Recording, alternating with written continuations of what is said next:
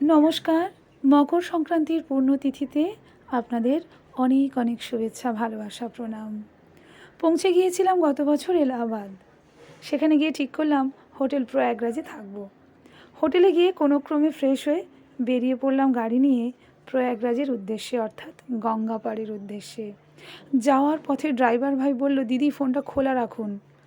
হঠাৎ দেখি অসংখ্য রং বেরঙের তাঁবু। লক্ষাধিক বললেও বোধহয় ভুল হবে না, সাধু সন্ন্যাসীরা রয়েছেন।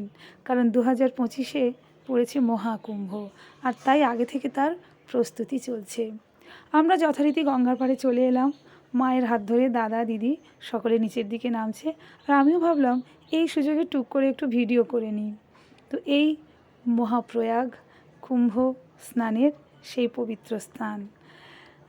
যাই হোক, তারপর আমরা ঠিক করলাম যে এখান থেকেই আমরা সন্ধ্যারতি সেরে নেব, কারণ ত্রিবেণী সঙ্গমে গেলে আমাদের অনেকটা সময় চলে যাবে এবং সন্ধে নেমে আসতে পারে। যেতে যেতে আমাদের যেহেতু বিকেল হয়ে গিয়েছিল, তো একটা অসাধারণ অভিজ্ঞতা নিয়ে ফিরেছিলাম বাড়িতে। ভিডিওটা ভালো লাগলে একটা লাইক অবশ্যই দেবেন। ধন্যবাদ।